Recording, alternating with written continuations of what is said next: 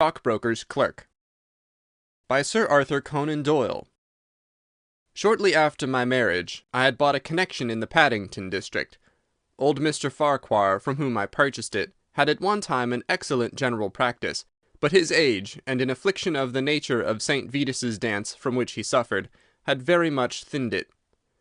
The public not unnaturally goes on the principle that he who would heal others must himself be whole, and looks askance at the curative powers of the man whose own case is beyond the reach of his drugs. Thus, as my predecessor weakened, his practice declined, until when I purchased it from him had sunk from 1,200 to little more than 300 a year.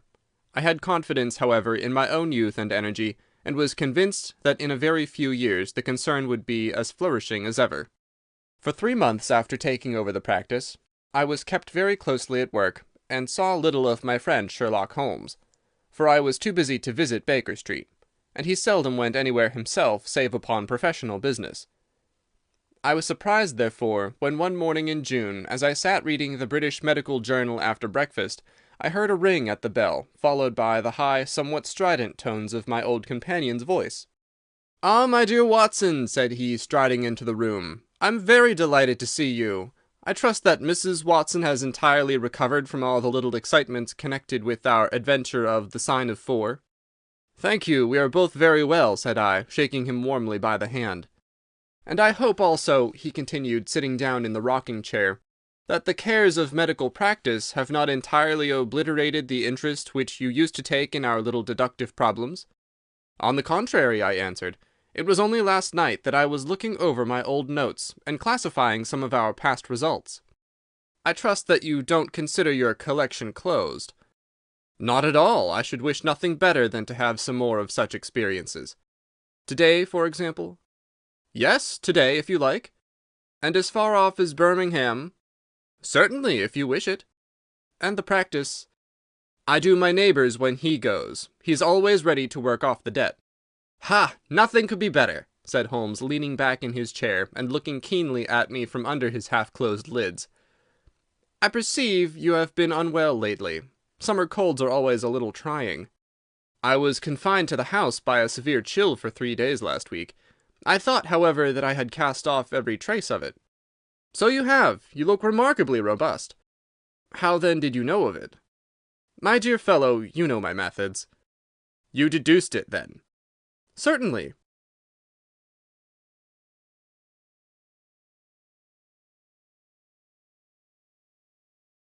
"And from what?" "From your slippers." I glanced down at the new patent leathers which I was wearing. "How on earth—" I began, but Holmes answered my question before it was asked. "Your slippers are new," he said. "You could not have had them more than a few weeks. The soles, which you are at this moment presenting to me, are slightly scorched. For a moment I thought they might have got wet and been burned in the drying, but near the instep there is a small circular wafer of paper with the shopman's hieroglyphics upon it. Damp would of course have removed this. You had then been sitting with your feet outstretched to the fire, which a man would hardly do even in so wet a June as this if he were in his full health." Like all Holmes' reasoning, the thing seemed simplicity itself when it was once explained. He read the thought upon my features, and his smile had a tinge of bitterness. "I'm afraid that I rather give myself away when I explain," said he. "Results without causes are much more impressive." "You are ready to come to Birmingham, then?" "Certainly. What is the case?" "You shall hear it all in the train. My client is outside in a four-wheeler. Can you come at once?" "In an instant." I scribbled a note to my neighbour, rushed upstairs to explain the matter to my wife, and joined Holmes upon the doorstep. "Your neighbour is a doctor," said he, nodding at the brass plate. "Yes, he bought a practice as I did." "An old established one?" "Just the same as mine. Both have been ever since the houses were built." "Ah, then you got hold of the best of the two." "I think I did, but how do you know?" "By the steps, my boy. Yours are worn 3 inches deeper than his. But this gentleman in the cab is my client, Mr. Hall Pycroft. Allow me to introduce you to him. Whip your horse up, cabby, for we have only just time to catch our train." The man whom I found myself facing was a well-built, fresh-complexioned young fellow, with a frank, honest face and a slight, crisp yellow moustache. He wore a very shiny top hat and a neat suit of sober black, which made him look what he was, a smart young city man, of the class who have been labelled cockneys, but who give us our crack volunteer regiments, and who turn out more fine athletes and sportsmen than any body of men in these islands. His round, ruddy face was naturally full of cheeriness, but the corners of his mouth seemed to me to be pulled down in a half-comical distress. It was not, however, until we were all in a first-class carriage and well started upon our journey to Birmingham that I was able to learn what the trouble was which had driven him to Sherlock Holmes. "We have a clear run here of 70 minutes," Holmes remarked. "I want you, Mr. Hall Pycroft, to tell my friend your very interesting experience, exactly as you have told it to me, or with more detail if possible. It will be of use to me to hear the succession of events again. It is a case, Watson, which may prove to have something in it, or may prove to have nothing, but which, at least, presents those unusual and outre features which are as dear to you as they are to me. Now, Mr. Pycroft, I shall not interrupt you again." Our young companion looked at me with a twinkle in his eye. "The worst of the story is," said he, "that I show myself up as such a confounded fool. Of course it may work out all right, and I don't see that I could have done otherwise, but if I'd lost my crib and get nothing in exchange, I shall feel what a soft Johnny I've been. I'm not very good at telling a story, Dr. Watson, but it's like this with me. I used to have a billet at Coxon and Woodhouse of Draper's Gardens, but they were let in early in the spring through the Venezuelan loan, as no doubt you remember, and came a nasty cropper. I'd been with them 5 years, and old Coxon gave me a ripping good testimonial when the smash came, but of course we clerks were all turned adrift, the 27 of us. I tried here and tried there, but there were lots of other chaps on the same lay as myself, and it was a perfect frost for a long time. I'd been taking £3 a week at Coxon's, and I'd save about 70 of 'em, but I soon worked my way through that, and out of the other end.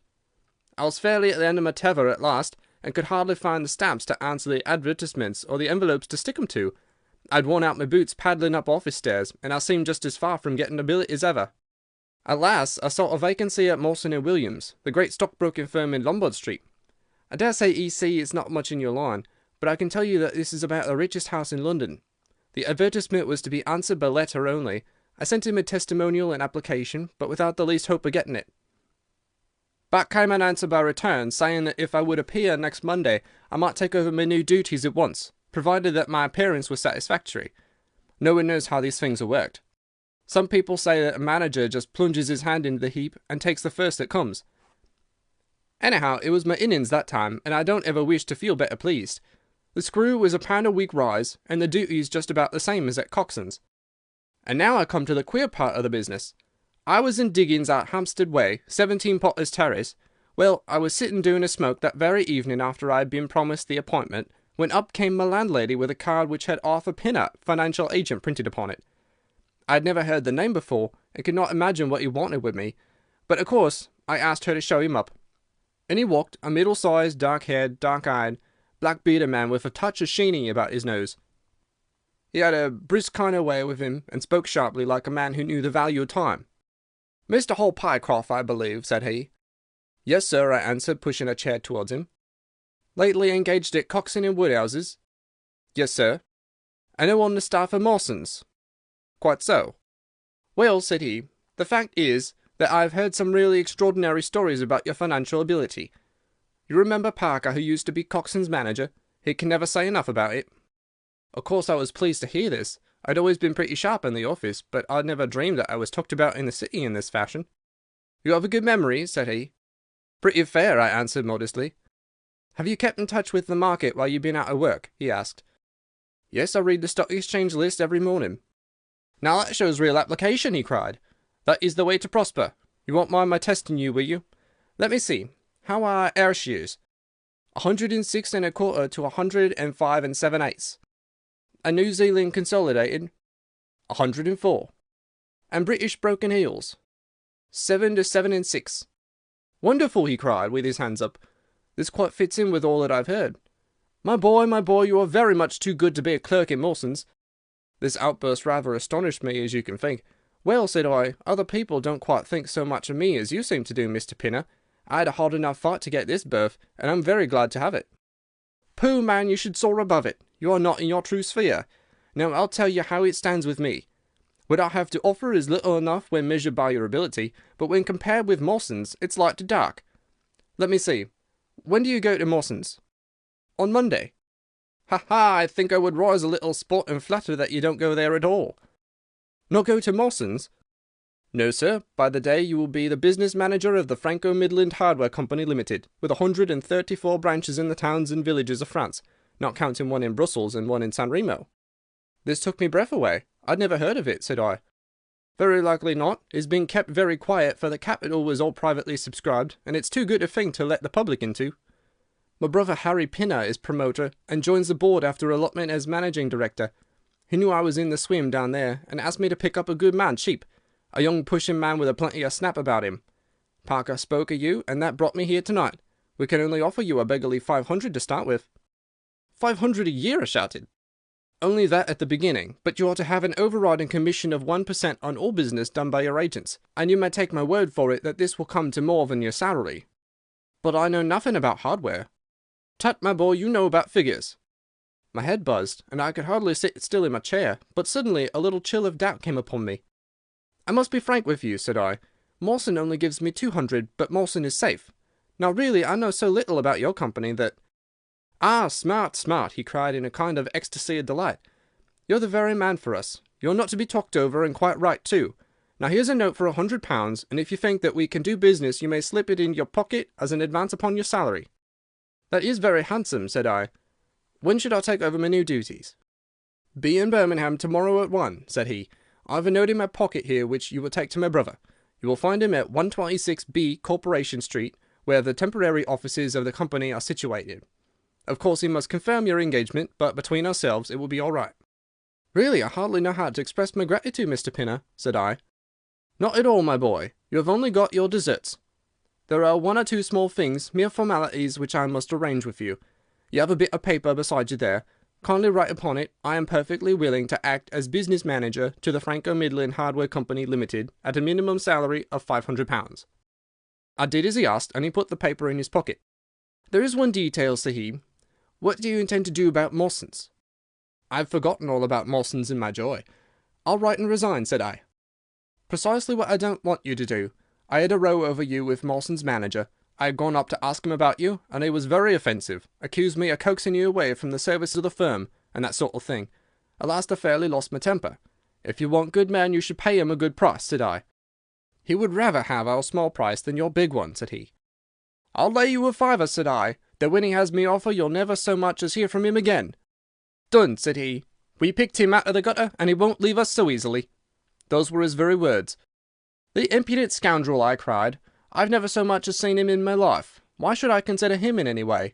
I shall certainly not write if you would rather I didn't. Good, that's a promise, said he, rising from his chair. Well, I'm delighted to have got so good a man from my brother. Here's your advance of £100, and here's the letter. Make a note to the address, 126B, Corporation Street, and remember that 1 o'clock tomorrow is your appointment. Good night, and may you have all the fortune that you deserve. That's just about all that passed between us, as near as I can remember. You can imagine, Dr. Watson, how pleased I was at such an extraordinary bit of good fortune. I sat up half the night hugging myself over it, and next day I was off to Birmingham in a train that would take me in plenty of time for my appointment. I took my things to a hotel in New Street, and then I made my way to the address which had been given me. It was a quarter of an hour before my time, but I thought that would make no difference. 126B was a passage between two large shops, which led to a winding stone stair from which there were many flats, let as offices to companies or professional men. The names of the occupants were painted at the bottom of the wall, but there was no such name as the Franco-Midland Hardware Company Limited. I stood for a few minutes with my heart in my boots, wondering whether the whole thing was an elaborate hoax or not, when up came a man and addressed me. He was very like the chap I had seen the night before, the same figure and voice, but he was clean-shaven, and his hair was lighter. "Are you Mr. Hall Pycroft?" he asked. "Yes," I said. "Oh, I was expecting you, but you were a trifle before your time. I had a note from my brother this morning, in which he sang your praises very loudly.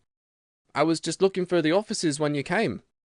We have not got our name up yet, for we only secured these temporary premises last week. Come up with me, and we will talk the matter over." I followed him to the top of a very lofty stair, and there right under the slates were a couple of empty, dusty little rooms, uncarpeted and uncurtained, into which he led me.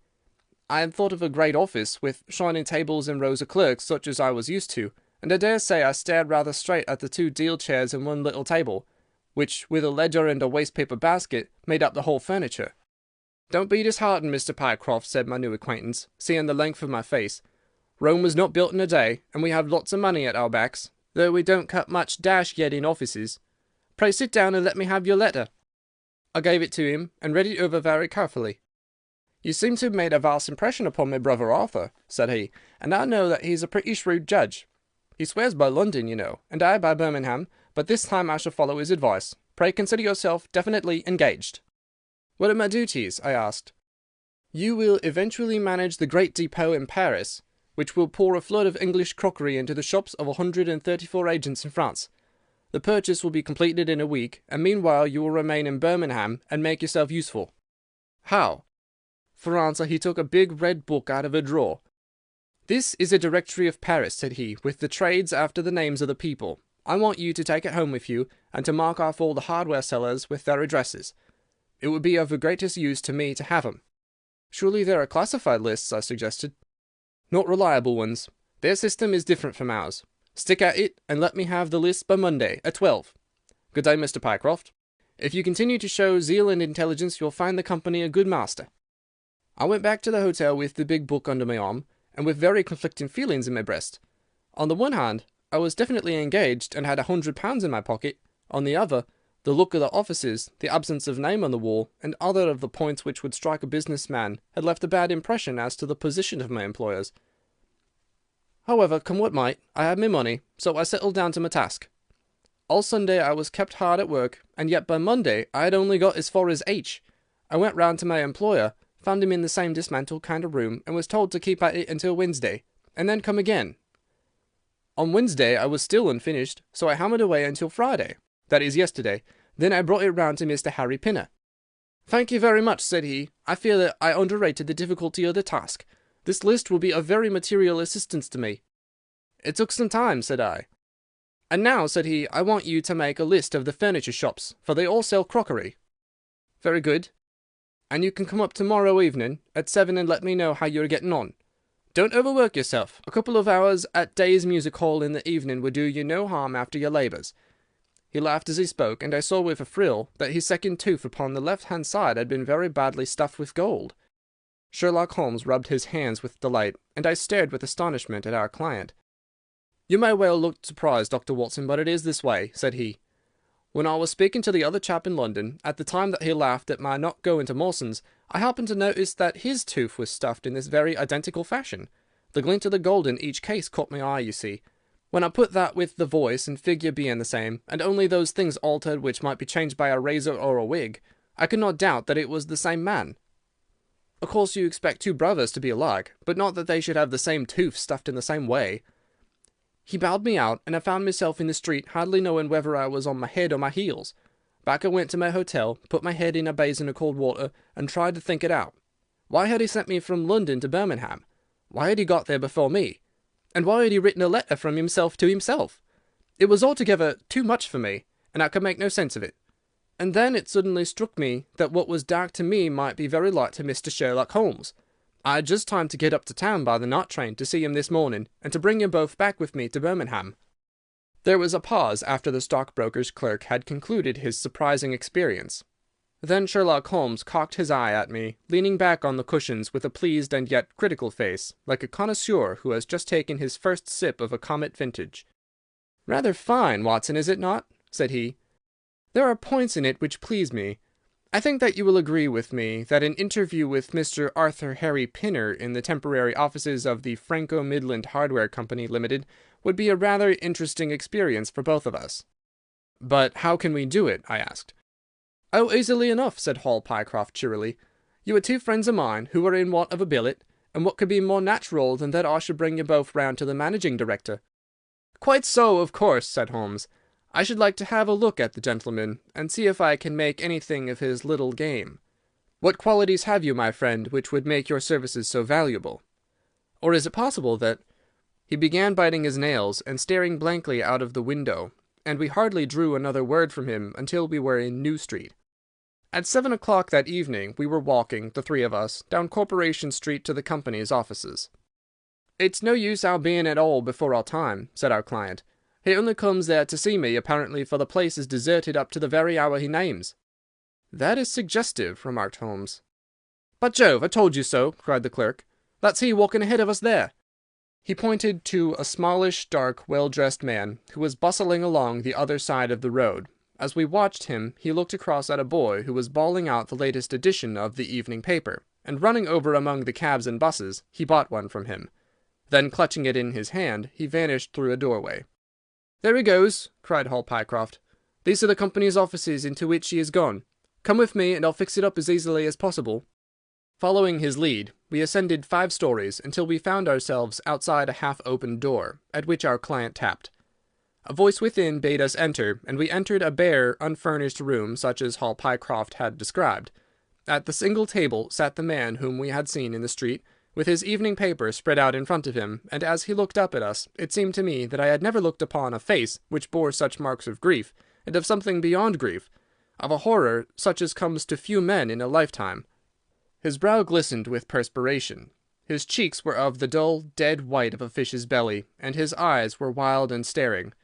He looked at his clerk as though he failed to recognize him, and I could see by the astonishment depicted upon our conductor's face that this was by no means the usual appearance of his employer. "You look ill, Mr. Pinner," he exclaimed.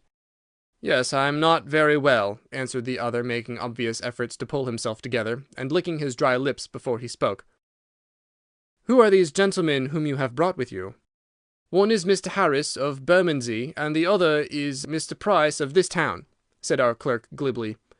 "They are friends of mine, and gentlemen of experience, but they have been out of a place for some little time, and they hope that perhaps you might find an opening for them in the company's employment." Very possibly," cried Mr. Pinner with a ghastly smile.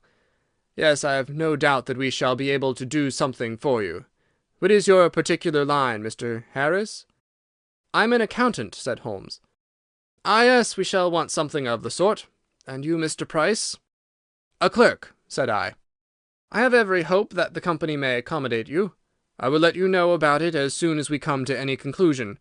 And now I beg that you will go. For God's sake, leave me to myself!" These last words were shot out of him, as though the constraint which he was evidently setting upon himself had suddenly and utterly burst asunder. Holmes and I glanced at each other, and Hall Pycroft took a step towards the table. "You forget, Mr. Pinner, that I am here by appointment to receive some directions from you," said he. "Certainly, Mr. Pycroft, certainly," the other resumed in a calmer tone. "You may wait here a moment, and there is no reason why your friends should not wait with you. I will be entirely at your service in 3 minutes, if I might trespass upon your patience so far." He rose with a very courteous air, and bowing to us, he passed out through a door at the farther end of the room, which he closed behind him. "What now?" whispered Holmes. "Is he giving us the slip?" "Impossible," answered Pycroft. "Why so?" "That door leads into an inner room." "There is no exit?" "None." "Is it furnished?" "It was empty yesterday."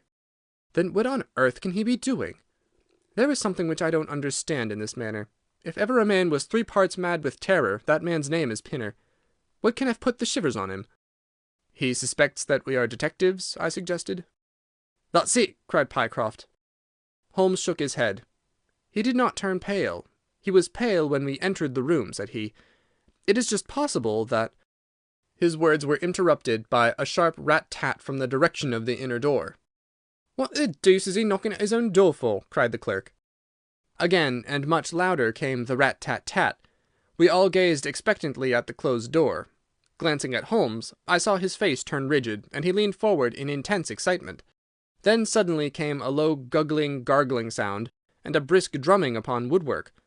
Holmes sprang frantically across the room, and pushed at the door. It was fastened on the inner side. Following his example, we threw ourselves upon it with all our weight. One hinge snapped, then the other, and down came the door with a crash. Rushing over it, we found ourselves in the inner room. It was empty. But it was only for a moment that we were at fault. At one corner, the corner nearest the room which we had left, there was a second door. Holmes sprang to it and pulled it open. A coat and waistcoat were lying on the floor, and from a hook behind the door, with his own braces round his neck, was hanging the managing director of the Franco-Midland Hardware Company. His knees were drawn up, his head hung at a dreadful angle to his body, and the clatter of his heels against the door made the noise which had broken in upon our conversation. In an instant I had caught him around the waist, and held him up while Holmes and Pycroft untied the elastic bands, which had disappeared between the livid creases of skin. Then we carried him into the other room, where he lay with a clay-coloured face, puffing his purple lips in and out with every breath, a dreadful wreck of all that he had been but 5 minutes before. "What do you think of him, Watson?" asked Holmes. I stooped over him and examined him. His pulse was feeble and intermittent, but his breathing grew longer, and there was a little shivering of his eyelids, which showed a thin white slit of ball beneath. "It has been touch and go with him," said I, "but he'll live now. Just open that window and hand me the water carafe." I undid his collar, poured the cold water over his face, and raised and sank his arms until he drew a long, natural breath. "It's only a question of time now," said I, as I turned away from him. Holmes stood by the table, with his hands deep in his trousers pockets and his chin upon his breast. "I suppose we ought to call the police in now," said he, "and yet I confess that I'd like to give them a complete case when they come." "It's a blessed mystery to me," cried Pycroft, scratching his head. "Whatever they wanted to bring me all the way up here for, and then—" "Pooh, all that is clear enough," said Holmes, impatiently. "It is this last sudden move." "You understand the rest, then?"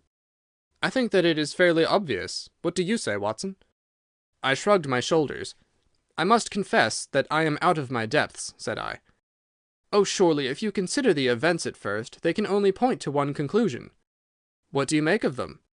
"Well, the whole thing hinges upon 2 points. The first is the making of Pycroft write a declaration by which he entered the service of this preposterous company. Do you not see how very suggestive that is?" "I am afraid I miss the point." "Well, why did they want him to do it? Not as a business matter, for these arrangements are usually verbal, and there was no earthly business reason why this should be an exception. Don't you see, my young friend, that they were very anxious to obtain a specimen of your handwriting, and had no other way of doing it?" "And why?" "Quite so. Why? When we answered that, we have made some progress with our little problem.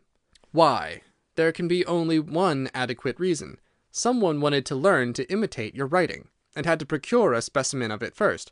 And now, if we pass on to the second point, we find that each throws light upon the other. That point is the request made by Pinner that you should not resign your place, but should leave the manager of this important business in the full expectation that a Mr. Hall Pycroft, whom he had never seen, was about to enter the office upon the Monday morning." "My God!" cried our client, "what a blind beetle I've been!"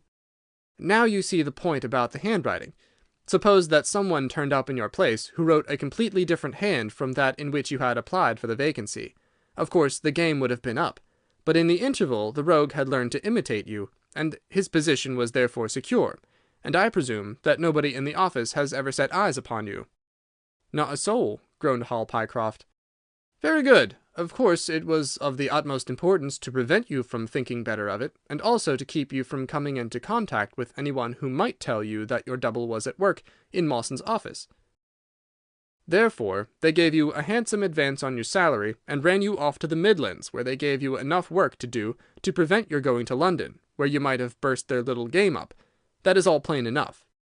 "But why should this man pretend to be his own brother?" "Well, that is pretty clear also. There are evidently only 2 of them in it. The other is impersonating you at the office. This one acted as your engager, and then found that he could not find you an employer without admitting a third person into his plot. That he was most unwilling to do. He changed his appearance as far as he could, and trusted that the likeness, which you could not fail to observe, would be put down to a family resemblance. But for the happy chance of the gold stuffing, your suspicions would probably never have been aroused." Hall Pycroft shook his clenched hands in the air. "Good Lord!" he cried. "While I've been fooled in this way, what has this other Hall Pycroft been doing at Mawson's? What shall we do, Mr. Holmes? Tell me what to do." "We must wire to Mawson's." "They shut at 12 on Saturdays." "Never mind. There may be some doorkeeper or attendant." "Ah, yes, they keep a permanent guard there on account of the value of the securities that they hold. I remember hearing it talked of in the city." "Very good. We shall wire to him, and see if all is well, and if a clerk of your name is working there. That is clear enough, but what is not so clear is why at sight of us one of the rogues should instantly walk out of the room and hang himself." "The paper," croaked a voice behind us. The man was sitting up, blanched and ghastly, with returning reason in his eyes, and hands which rubbed nervously at the broad red band which still encircled his throat. "The paper, of course!" yelled Holmes in a paroxysm of excitement. "Idiot that I was! I thought so much of our visit that the paper never entered my head for an instant. To be sure, the secret must be there." He flattened it out upon the table, and a cry of triumph burst from his lips. "Look at this, Watson," he cried. "It is a London paper, an early edition of the Evening Standard. Here is what we want. Look at the headlines. 'Crime in the City. Murder at Mawson and Williams. Gigantic attempted robbery. Capture of the criminal.' Here, Watson, we are all equally anxious to hear it, so kindly read it aloud to us." It appeared from its position in the paper to have been the one event of importance in town, and the account of it ran in this way. A desperate attempt at robbery, culminating in the death of one man and the capture of the criminal, occurred this afternoon in the city.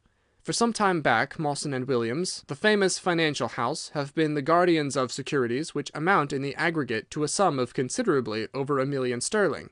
So conscious was the manager of the responsibility, which devolved upon him in consequence of the great interests at stake, that safes of the very latest construction have been employed, and an armed watchman has been left day and night in the building. It appears that last week a new clerk named Pycroft was engaged by the firm. This person appears to have been none other than Beddington, the famous forger and cracksman, who, with his brother, had only recently emerged from a 5 years' spell of penal servitude. By some means which are not yet clear, he succeeded in winning, under a false name, this official position in the office, which he utilized in order to obtain moulding of various locks and a thorough knowledge of the position of the strong-room and the safes. It is customary at Mawson's for the clerks to leave at midday on Saturday.